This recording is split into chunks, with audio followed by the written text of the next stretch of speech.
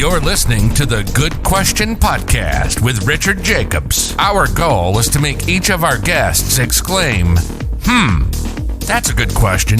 I don't know the answer. Because when that happens, it means you, the listener, may be inspired to learn more beyond the interview and to ask great questions yourself that lead to new insights. In this podcast, we cover historical and current anthropology, comparative religion, and history. Welcome, and let's get started. Hello, this is Richard Jacobs with the Good Question Podcast. I have Kevin Sorbo. He's a longtime actor, a producer, and a director. He comes from Norwegian ancestry, as he says on his website. He was born in Mound, Minnesota, and his mother worked as a nurse. His father taught junior high school, and I guess he believes he got a real down-to-earth upbringing that gave him a really strong work ethic. And Kevin was mentioning offline, he's doing all these movies, and so he definitely has a pretty high work ethic. But it's very cool to have him on the podcast today. I had recently seen him in a movie with John Lennox, the famous Christian apologist, that was really excellent about faith. I'm not sure what we're going to talk about, but I know it will be good. So, Kevin, welcome. Thanks for coming. Good to be here, and I don't mind you plugging Against the Tide. People should go to againstthetide.movie, see the documentary that we shot in Oxford and also in Israel with John. And it's proving God in the world of science. I call it apologetics for dummies like me.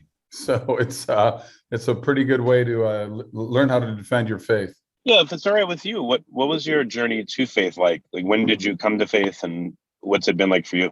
I've been a Christian my whole life. I grew up in a Lutheran church, typical Scandinavian in Minnesota. And, it was church and Sunday school and prayers at breakfast, lunch, dinner, and bedtime, and so it's always been there with me. I mean, I'm glad I had faith, because it's certainly in teenage years. I think I'm no different than most people through teenage years and 20s. There's plenty of opportunity to fall away from all that. But I never stopped in my belief whatsoever. And I think that a lot of it comes certainly from my parents and the upbringing that they gave me. Yeah, that's excellent. You've been involved in a lot of TV series and movies. Hollywood from the outside seems to not really appreciate religion very much. What was your experience like? That's an understatement. Yeah, you pretty much see the movies coming out of Hollywood and TV series and everything they're doing. And I kind of call myself the counterculture of Hollywood. I mean, politics runs downstream from culture. Who runs the culture? Hollywood does in the mainstream media. And you can, there was a great quote from, I'm not going to say it word for word here, but Walt Disney said back in the 50s that movies and television will influence the youth. Well, it doesn't take much to look at what's going on in our streets, not only across America, but across the world, to see what's happening out there. And I want to do movies that have hope, have redemption, love, faith, laughter, things that are missing, and it's just weird. Hollywood, for the most part, used to be a G or PG world up until the 60s. The 60s really changed everything with the Vietnam War, the free love. It's just, everything just really changed. And we started making the bad guys the heroes. We started celebrating the anti-hero, So I want to get back to celebrating, people that have strong values, people that care about family, care about friendship, care about law, care about the Bible, care about, I don't want to do movies necessarily that are just saying you better believe in God or you're going to hell. I want to do movies that just have a positive message instead of a negative one. No, that's excellent. I don't know if this is the case, but I was thinking about the movies, and I noticed a lot of the Catholic or the movies that are based on what the movie business calls religion always seem to be about Catholicism, and they always seem to be about demons and devils. And like there was the movie The Nun, and they're just Annabelle, and it's weird. The movies that are put out by Hollywood that are about quote unquote religion, again, always seem to be Catholic, and they always seem to be horror movies. And then the movies I've seen that are about Christianity are about what you said, faith, hope, positivity, family, all that stuff. Do you see that? And if so, why? I don't know the reason why for that. It's interesting. I did a movie called God's Not Dead that was pretty big success. And I remember going to see Paramount's production of Noah back in 2014, which came out just before or just after my movie had come out. And we're sitting there watching this movie. I don't know if you saw the Noah movie with, no. Oh my gosh. My wife looks at me and she goes, "This isn't the story of Noah. This is Waterworld meets Transformers." And they make complete. I mean, it's just amazing. They made Noah a drunk, an alcoholic. They made him a crazy guy hell bent on destroying all of human life once the journey was over.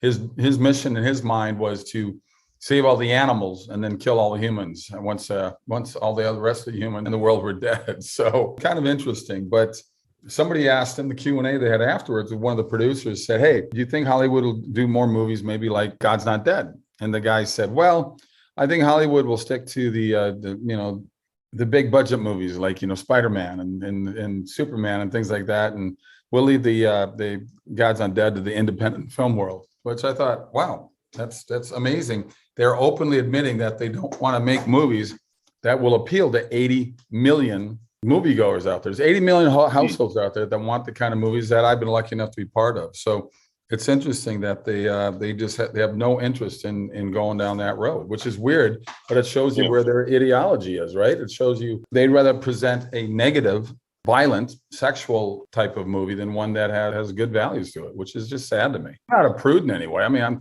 there are movies I'll see, but there are other movies I go, oh God, here we go again. I think there's no need for that. Like, this recent one, Santa Inc., by Seth Rogen. I didn't watch it, but again, it just seems to degrade things that were considered good. Santa trying to make him into a bad person. And where do you think this comes from? Do you think it's just the culture has raised people to be this way? Or do you think there's literally some kind of force behind this that's pushing people into negativity, into evil? Well, there's good and there's evil, right? And there's evil in the world. And I think evil has a strong grip for people and a strong attraction for people. And Hollywood likes to push that envelope all the time. Everything's got to be so over-sexualized, which just kind of goes, really? And everything's got to be filled with violence. I love the irony of, I don't love school shootings, but whenever there's any kind of a shooting, Hollywood's the first to come out to want to ban guns. And the people they get are people that do nothing but violent movies with guns. I mean, it's like, it is weird. Then lead by example. I mean, I saw Liam Neeson come out with a sort of a PSA talking about it. I go, dude, you kill 100 people in every movie you do with guns. So why don't you lead by example? They're not afraid to show that they're hypocrites, just like our politicians today. They're not afraid. They don't care. They say whatever they want to say. They know that the population operates on a short-term memory, and it's just sad. It's just weird to me. What have you seen the past 2 years, like spiritually, just in every other way possible? What do you see has happened to people over this, the most recent past 2 years, even now?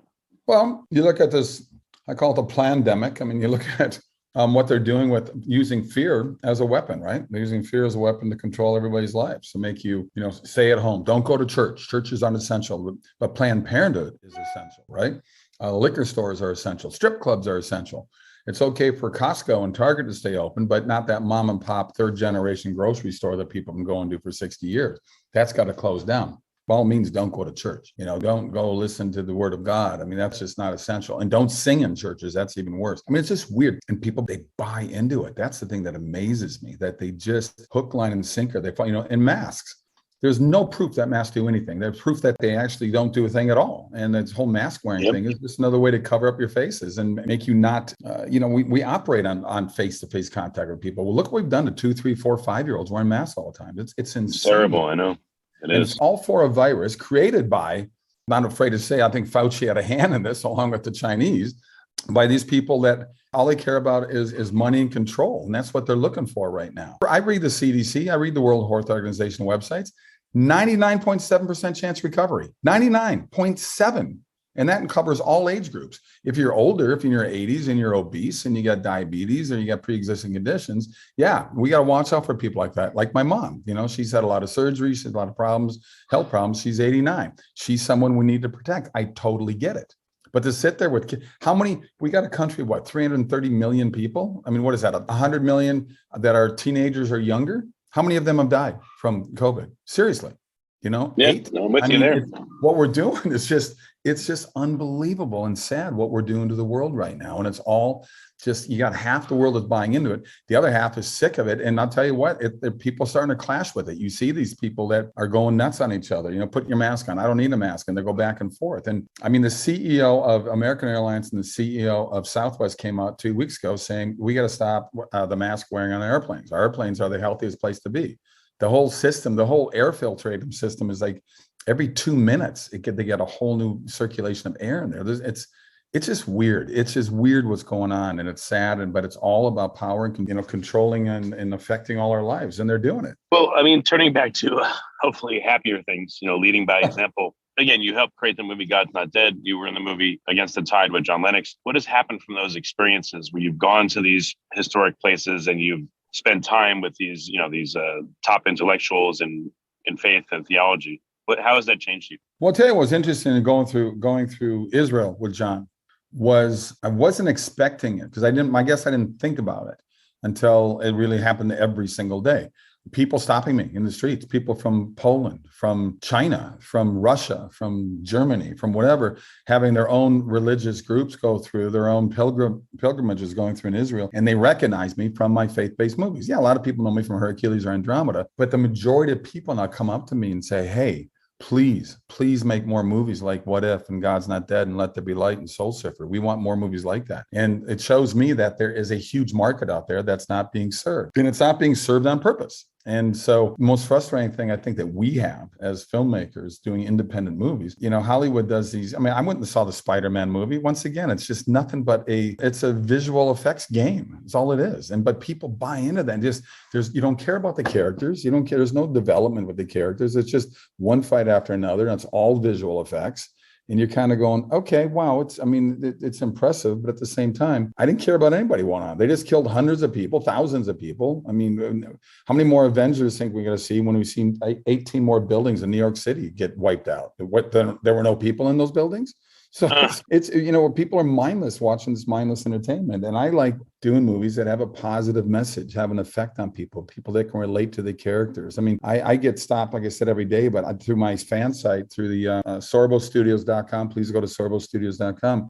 Every day, I get people saying that they became Christians because of my movies. So I know that these have a positive effect on people and a negative one. Yeah, it's great. So I've been fortunate to be part of these things, and I got more coming down the pipeline. And I segued a little bit, but those are like these Spider-Man movies are $300 million movies. They'll spend $100 million promoting them. We do $3 million movies, and we have to pull teeth to try to raise $3 million movies that look great. And they get great cinematography. They got great scripts, great acting. It looks fantastic. But the positive thing is they put out great messages. And it's like pulling teeth, raising money for these things, which is the weirdest thing for me. $3 million? That's like catering budget on an Avengers movie. I mean, it's like, are you kidding me? So, the battle is on, but I'm not going to give up on the battle. Yeah, I don't know if you've ever spoken to him, but Morgan Freeman did a whole series for Netflix where he traveled all around the world. And I've never had the privilege of meeting him. There's a couple times I could have at golfing events, but I had to cancel last minute because of work. But I would like to meet him. I think, because he's on his own journey from what I understand. And but what I also saw, though, I saw commentary from him after he did the series, and he seemed to say that it didn't change his beliefs at all. And I was like, that's crazy. How could that not be? But wow. I guess if we don't know him, we haven't spoke to him, we don't know. Yeah. But, wow. Yeah, I watched that series. It was very, very powerful. There was one with a court case where this man's son was murdered, and the man actually forgave the killer in court and gave him a hug, and it was so crazy. Even the judge was in tears and kind of said, let's take a recess. It was just like a really, really powerful series. And I'm just amazed that he doesn't seem to, at least outwardly, be affected by that. But, it's thank God he did this series. At least it was a very good thing, I believe. Interesting. Yeah, it's like what you're doing. So what are some of the movies that you're working on right now, and what are the themes going to be? Well, I got one coming out this year called Miracle in East Texas that I directed and starred in. A wonderful script up by Dan Gordon. Dan Gordon was the writer for The Hurricane with Denzel Washington. He wrote White Earp. He was the showrunner in Highway to Heaven. It's a wonderful story, true story about two con men played by myself and John Ratzenberger, that these guys during the heart of the Depression in 1930 were wooing widows out of their money on fake oil wells. And I'm not giving anything away here because it's called Miracle in East Texas, but they accidentally hit oil. It's the largest oil find in the history of the world. But it's a true story. It's dramatic, but it's funny. There's romance. It's a great family movie. It'll be a PG rating on it. And it's just a wonderful, wonderful movie. And I just finished directing up in Canada the next Left Behind movie. Left Behind, this one's called Rise of the Antichrist. And for those who don't know Left Behind, they were very big selling. I think they sold like 80 million copies of the books. And the last movie came out about 7 or 8 years ago with Nicolas Cage. I took over that role and also directed. Got a wonderful documentary coming out called Eating with the Enemy. Eating with the Enemy deals with the Last Supper and focuses on the disciples. I love the title because, let's face it, besides Judas and Thomas, when Jesus was being crucified, there were a lot of people that recognized some of their disciples and they denied knowing Jesus. You know, Mm. they, oh no, I don't know the guy. I wasn't with him, you know, and they had their own trails of forgiveness that they had to find for doing that, you know. So did the Reagan movie with Dennis Quaid. Dennis Quaid plays Reagan, I play his pastor, and that's coming out sometime in the spring as well. So yeah, so it's just staying busy. And I've got another documentary I'm shooting in Israel in May. It's deals with the oldest temple they've ever unearthed in a archaeological dig. It's on the Jordanian border. I've got a World War II movie I'm filming called Irina's Vow in Poland. And then I've got a Da Vinci Code type of movie, speaking of what you brought up earlier, a Da Vinci Code type movie that's going to be shot in London. And then I've got a faith-based Western, which I'm excited to do, called Trailblazers. So I'm looking forward to that one. Boy, you're really busy. That's great. I don't like sitting around, man. You said people have come up to you all the time online, in person, et cetera, and they thank you for these faith-based movies. But how has it affected you personally doing these? Like, how do you feel when you get through one or you film one? I love it. I mean, just like, when I did really my first kind of faith-based movie is called What If. We shot back, gosh, it's 12 years ago already. I shot that with Dallas Jenkins directing. Dallas is big with The Chosen right now. Which is a wonderful series. I hope people get a chance to see. But What If was written by the same writers that did God's Not Dead. And in my mind, What If is actually a better movie. But once again, it shows you how difficult it is to get these, independent movies out there because you don't have the $100 million budget that they do for these other ones to promote them. So we got to rely on word of mouth. But What If is a wonderful movie. And that really opened the door to me saying, you know what, I want to do more movies like this, movies that will have a better impact. And like I said earlier, the response I get from people from these movies has been nothing short of amazing. So I'm going to continue doing more movies like this. This is what I enjoy doing. And I like putting movies out there that have hope and redemption, because now more than ever, we need that. Yeah, no, definitely. Do you feel like it's strengthened your faith to be involved with these movies, or? Oh, no question. No question. Yeah. I mean, because a lot of people that you're shooting with are people of faith as well. And but it's interesting, put out these movies and you get people saying, well, it wasn't Christian enough, or like, oh, it was too Christian. You're like, oh my gosh. It's really like, I go, yeah, but there was a good message, right? And there was a lot of, hope in there, and there was love and laughter. So isn't that a good thing? Instead of, I didn't kill anybody. There was nobody got beheaded. So it's like, but it's funny. People are funny. What are you going to do? Do you have an overarching goal at this point, or is it just like, I'm just going to be there, I'm going to keep making movies, I'm going to keep contributing in whatever way I can? Like, what are your goals at this point? The goal is just to keep doing, making these movies. The goal is to keep, I'm on the phone every day. I'm on the internet every day. I'm always looking for the next investor to, help me out and do a movie that makes sense. I do a lot of charity golf events. I meet very wealthy guys, that are Christian, that are, people of faith, and they throw millions of dollars at politicians that never get elected. I going, you know what? With me, not only will you get 10% of your money back, you're also going to get half of everything the movie makes, from theaters, from streaming, from DVD sales.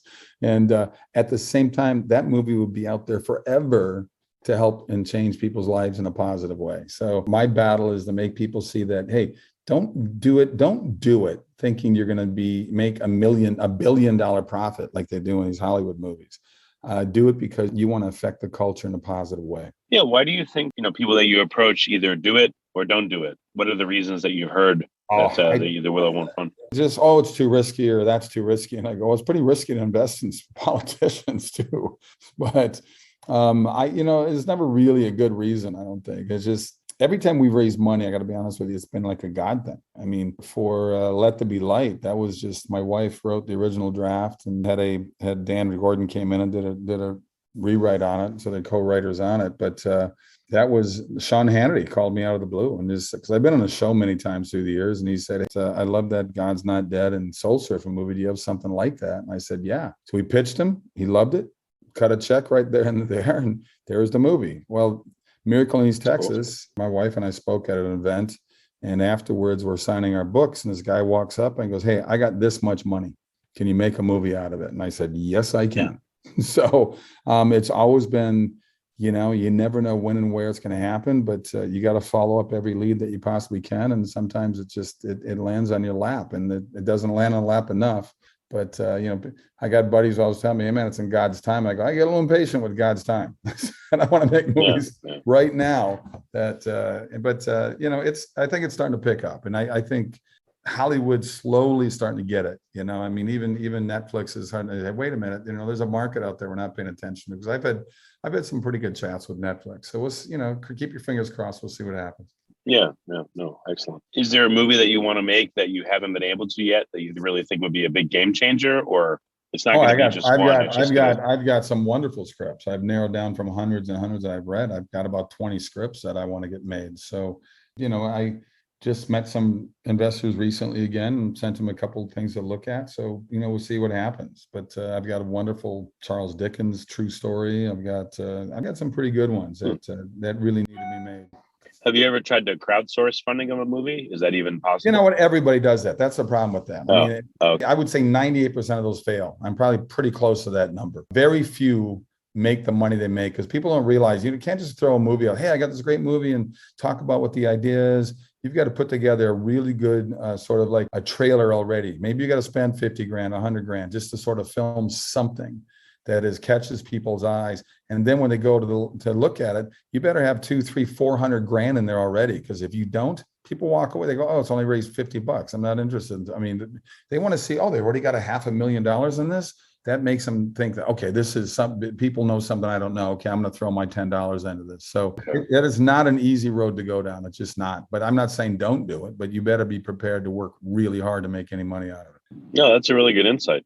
Any advice for people that, they want to make movies like this and they want to have a positive impact according to the Christian worldview? Like what would be your advice to people if they're not in this field, or again, they want to do what you're doing in some way? Don't do it. No, it's, you got to get ready for a lot of rejection.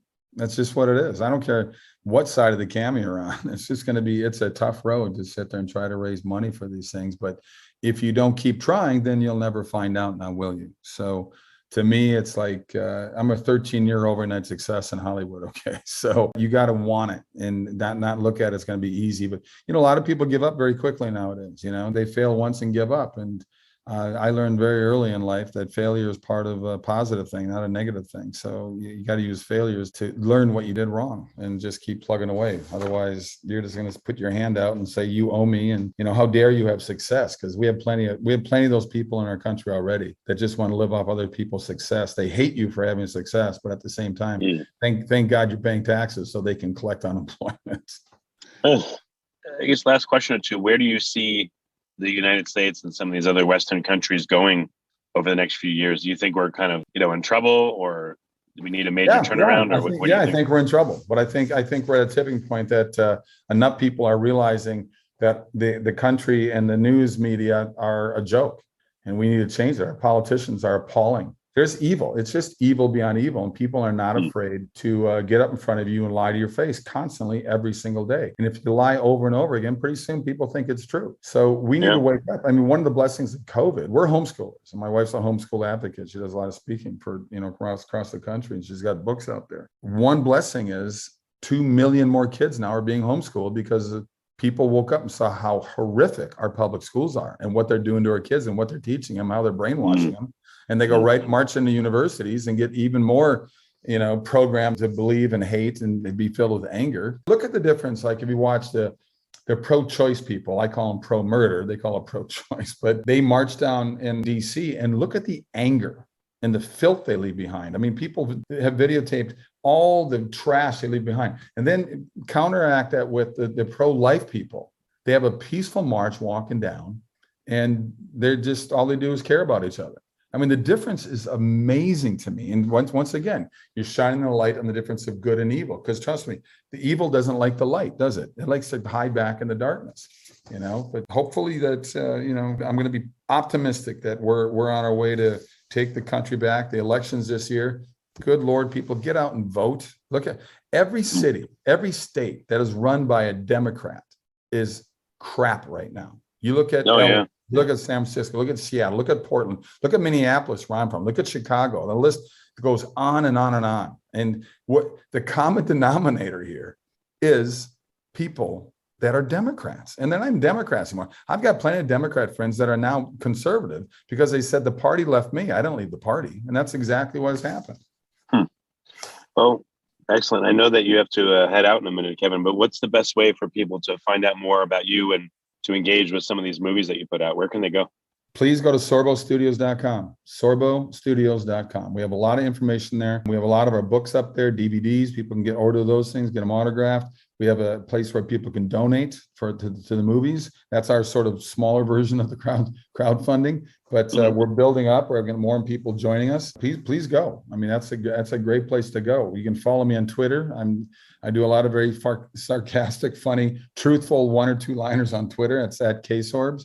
Facebook took me down. I've been banned from Facebook for 8 months for posting the truth. Zuckerberg is a big wuss. He hates the truth. He's very afraid of the truth. You can't post the truth on Facebook. They go crazy. Kevin, thank you so much for coming. It's been a good call, and I really appreciate what you do and you being here. Thank you. All right, sir. Have a great one, and we'll talk down the road when there's other movies come out. Thank you for listening to the Good Question Podcast. Please email support@thegoodquestionpodcast.com if you have any referrals to great guests for us to interview. Visit thegoodquestionpodcast.com to hear more interviews. And please help us spread the word by rating and reviewing us on Apple Podcasts, iTunes, Spotify, YouTube, or wherever you listen to this podcast.